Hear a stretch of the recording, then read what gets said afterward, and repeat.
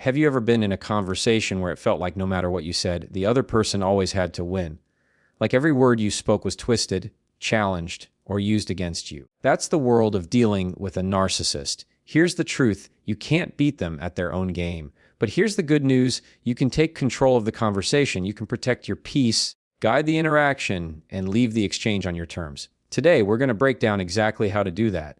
When you're dealing with a narcissist, the first thing you have to understand is that you're stepping into a battle that, by its very nature, cannot be won in the way most of us are used to winning. Most of us grow up believing that if we are right, if we present the truth clearly, if we make our case logically and passionately, then eventually the other person will see it and the conflict will end.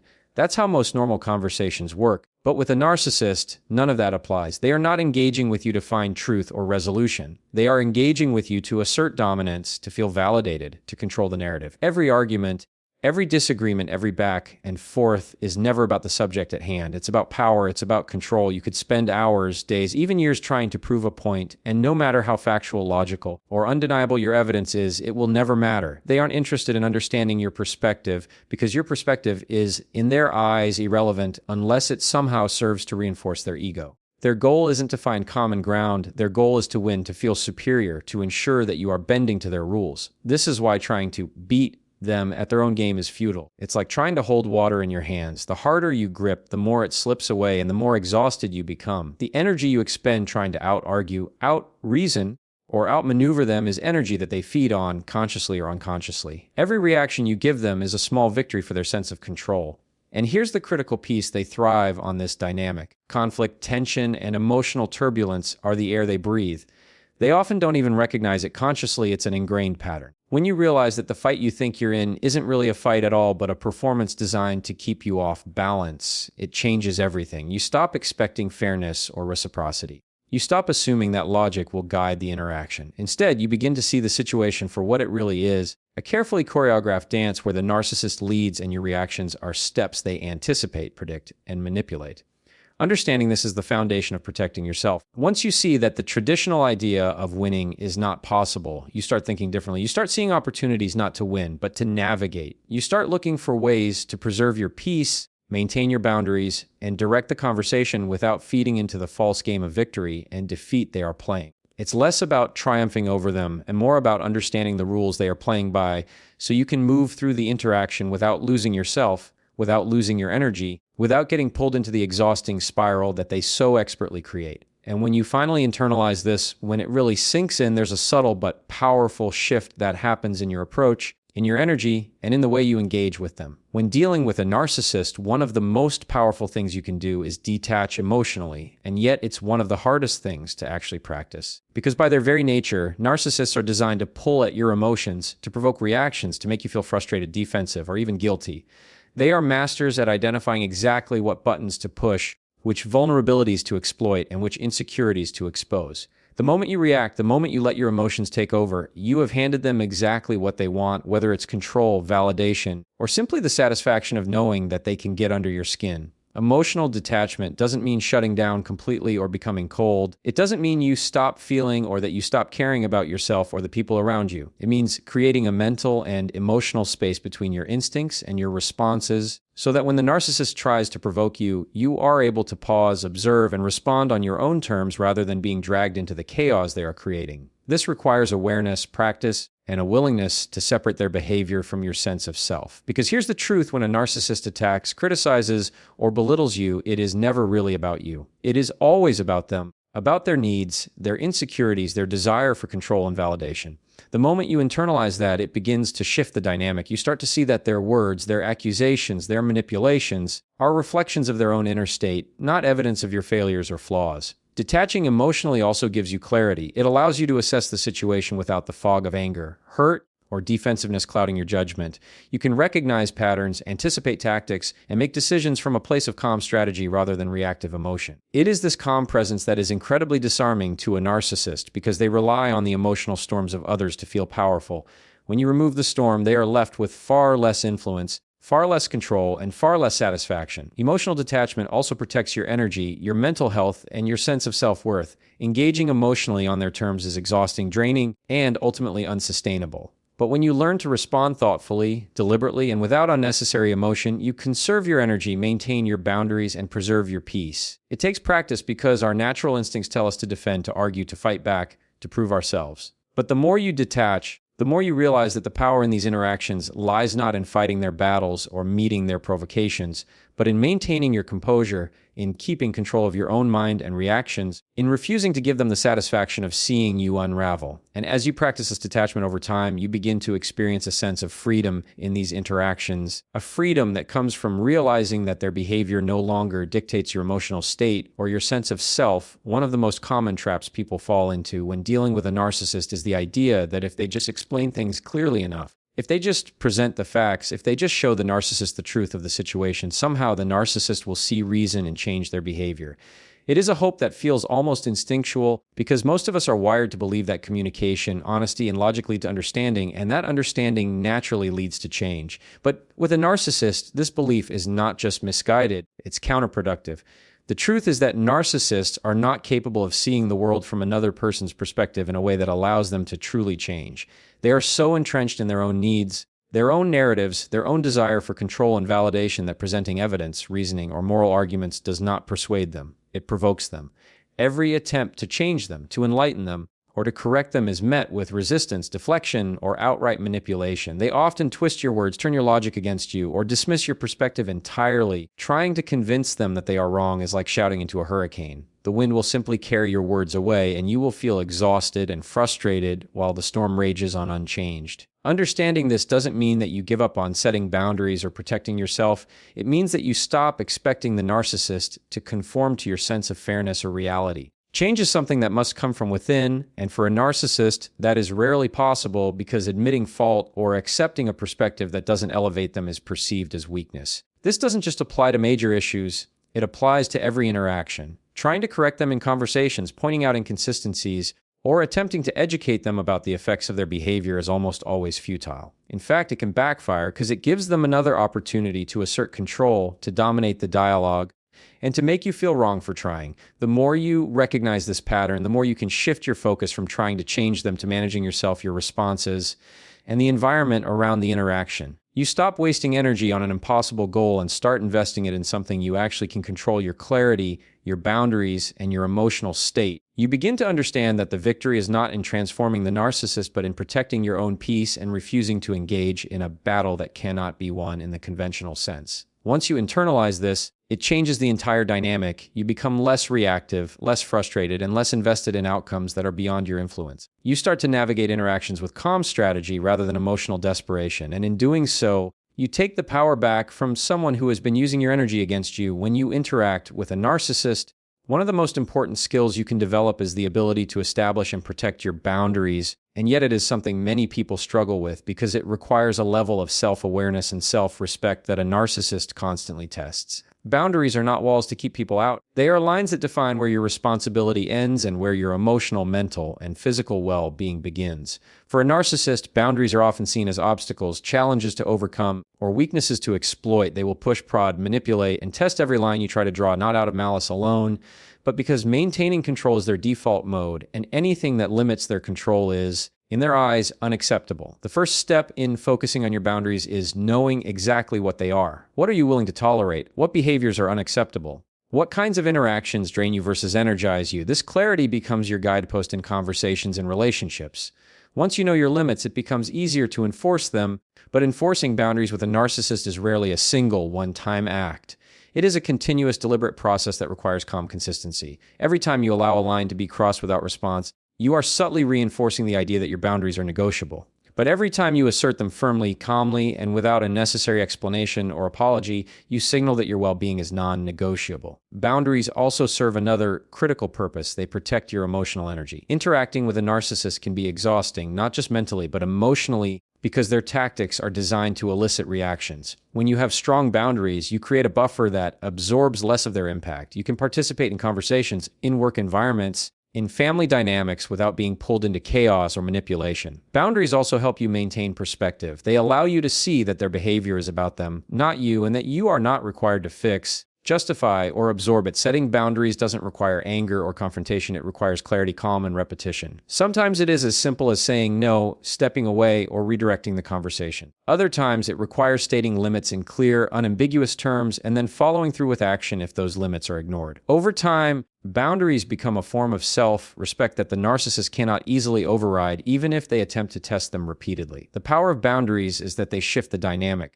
You are no longer reacting out of fear, guilt, or obligation. You are choosing what to accept, how to engage, and when to disengage. This is the real control in the interaction, not arguing, not convincing, not trying to be right, but holding firm to the lines you have drawn for yourself and refusing to be manipulated into crossing them. One of the most powerful tools you can have when dealing with a narcissist is the ability to redirect the conversation. And yet most people don't realize how essential this skill is until they are in the middle of a heated, manipulative interaction and feel trapped, cornered, or outmaneuvered. A narcissist thrives on control and chaos, and they often structure conversations in a way that ensures you are reacting emotionally, defending yourself, or justifying your behavior while they steer the narrative in their favor. Redirecting the conversation is not about avoiding the topic or running away. It's about taking back control, guiding the dialogue toward neutral ground, and refusing to be drawn into their manipulative patterns. The first step in mastering this is awareness, recognizing when the conversation is no longer about problem solving, understanding, or collaboration, and has instead become a tool for the narcissist to dominate or provoke you. Once you see this pattern, you can consciously intervene. Instead of responding to every jab, accusation, or manipulation, you can choose to shift the focus to something productive, something factual, or even something as simple as taking a pause. One effective technique is to calmly acknowledge the statement without feeding it, then gently steer the dialogue toward your chosen direction. For example, if a narcissist launches a criticism that is irrelevant or personal, rather than defending yourself or engaging in debate, you can respond with a neutral statement and then ask a clarifying question or return to the original topic at hand. This simple act, repeated consistently, gradually changes the rhythm of the interaction. It signals that while you are present, you will not be pulled into the manipulative currents they create. Redirecting the conversation also serves another purpose. It protects your mental and emotional energy. Engaging in the back and forth battle they want to initiate is exhausting and often unproductive, but guiding the discussion allows you to stay grounded, focused, and composed. Over time, this technique becomes almost like a dance where you are leading the steps without trying to overpower them, without needing to prove anything, without feeding into their need for drama or domination. The more you practice it, the more natural it becomes to notice when they're trying to pull you into a reactive state and to calmly steer the exchange elsewhere. It also reinforces your boundaries in subtle but powerful ways, showing that while you are willing to engage, you will not tolerate manipulation or chaos. Redirecting the conversation is a skill that requires patience, practice, and presence. It's not about immediate victory or forcing compliance. It's about reclaiming agency, maintaining your composure, and ensuring that the interaction unfolds on your terms as much as possible, rather than being hijacked by the narcissist's need to dominate, provoke, or control the narrative. One of the most effective strategies when dealing with a narcissist is learning the power of minimal responses. And yet most people instinctively do the opposite. The natural impulse is to explain, defend, justify, or argue, to give context, to clarify your intentions, or to prove that you are right. With a narcissist, however, this instinct plays directly into their hands. Every word you offer, every justification you give, every emotional reaction you allow becomes fuel for them. And the more you try to explain yourself, the more they find ways to twist your words, attack your reasoning, or escalate the conflict. Minimal responses are not about being rude, dismissive, or disrespectful. They are about preserving your energy, maintaining your composure, and refusing to be drawn into the manipulative cycle they are trying to create. It's about saying enough to acknowledge what is happening, enough to stay present in the conversation, but not so much that you give them ammunition or validation. Minimal responses can take many forms: short, factual statements that neither invite debate nor provide emotional material, simple agreements without engagement, or polite redirection that keeps the dialogue on neutral ground. The beauty of this approach is that it removes the leverage that the narcissist relies on. They are often so accustomed to people reacting emotionally, explaining themselves, or trying to win arguments that when you respond minimally, they are momentarily disarmed. They no longer have the clear targets they are used to aiming for, and this creates space for you to maintain control of the interaction. Another key aspect of minimal responses is restraint. It is not about repressing your emotions indefinitely. It is about choosing the moments that truly deserve your energy and attention. Instead of reacting impulsively to every provocation, you assess the situation, decide what matters, and respond concisely. This requires practice because your instincts are telling you to fight back, to clarify, to make your case, and to assert your perspective. But with a narcissist, Less is almost always more. Concise statements such as "I understand your point," noted, or simply remaining silent while listening can shift the dynamic entirely. Over time, minimal responses teach the narcissist that their usual tactics, provocations, manipulations, guilt tripping, will not work on you in the same way they work on others. They begin to recognize, consciously or unconsciously, that you are not feeding into the drama, and while this may frustrate them, it simultaneously protects your mental and emotional space. Minimal responses also help you maintain clarity. When you speak less, your words carry more weight. You are no longer scattering energy across explanations, justifications, or arguments that will inevitably be twisted or disregarded. Each word becomes intentional, each statement measured, and each interaction becomes less about defending yourself and more about preserving your peace, maintaining your boundaries, and refusing to participate in a conversation that has been structured to provoke and control. One of the most underrated tools you can use when navigating a conversation with a narcissist is the art of leading with questions. And yet most people instinctively try to argue, explain, or prove their point rather than taking a step back and guiding the dialogue in a more controlled and intentional way. Leading with questions shifts the dynamic because it allows you to take control of the flow of the conversation without giving the narcissist the fuel they are looking for.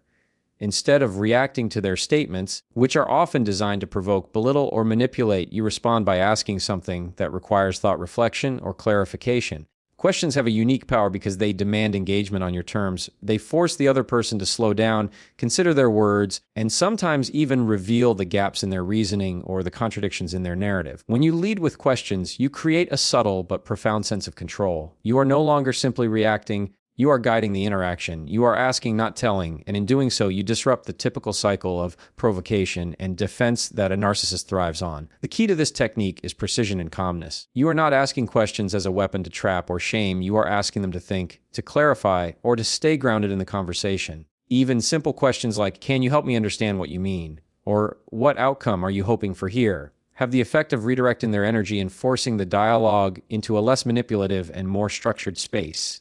Questions also serve another important purpose. They buy you time. When you are confronted with criticism, accusation, or provocation, instinctively the first thought is to defend yourself, to explain, or to justify. But if you lead with a question instead, you pause the automatic reaction, giving yourself space to think, to breathe, and to respond deliberately rather than impulsively. Over time, this approach becomes a subtle form of strategy where you are constantly steering the conversation, maintaining control, and refusing to be manipulated into chaos. It also empowers you psychologically because it reminds you that you have agency, that you are not merely a passive participant in an interaction designed to unsettle you. Leading with questions can also reveal underlying motives or inconsistencies in a narcissist's statements, giving you a clearer picture of their tactics and intentions, which further strengthens your ability to navigate the conversation calmly and strategically. The more you practice this skill, the more natural it becomes to recognize when a statement is designed to provoke, when a comment is meant to elicit an emotional response, and when a manipulative pattern is unfolding. And in those moments, asking a simple, measured question allows you to take the energy out of the situation.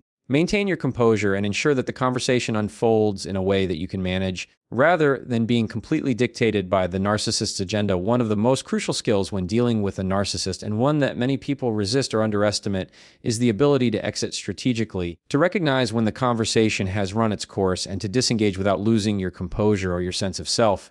Exiting strategically is not about running away or avoiding conflict. It is about understanding that some interactions are unwinnable by design, that some exchanges are intended not to resolve anything but to provoke, manipulate, or control you, and that your energy and peace are far more valuable than trying to force a result that will never come. The first step in mastering this skill is awareness, being able to read the signs, to sense when a conversation is shifting from a genuine exchange into a manipulative cycle, and to recognize the point at which continuing the dialogue will only lead to exhaustion, frustration, or emotional compromise. Strategic exit requires decisiveness and clarity. It requires knowing in advance what your limits are, what you are willing to tolerate, and what circumstances signal that disengagement is the most intelligent choice. Sometimes the narcissist will escalate, double down, or push against your boundaries, and in those moments, the strongest response is not an argument but a calm, deliberate withdrawal. Exiting strategically is also about timing and delivery. It is about leaving the conversation in a way that maintains your dignity and authority rather than leaving behind resentment, defensiveness, or emotional residue.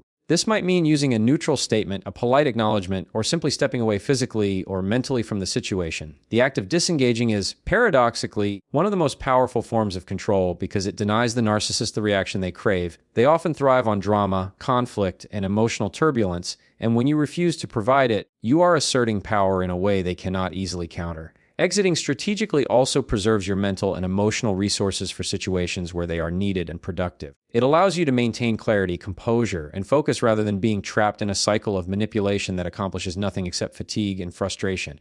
In addition, knowing how to exit strategically changes your internal narrative about interactions with a narcissist. You stop believing that your worth is tied to winning, proving yourself, or being understood by someone who is not capable of that perspective. You begin to see that your goal is not to triumph in the conventional sense, but to protect your peace, your boundaries, and your well-being. Over time, this awareness becomes almost intuitive. You start to notice the subtle patterns, the manipulative cues, and the emotional traps, and you learn to step away calmly before you are drawn into chaos. The strategic exit is both an act of self-preservation and a statement of self-respect.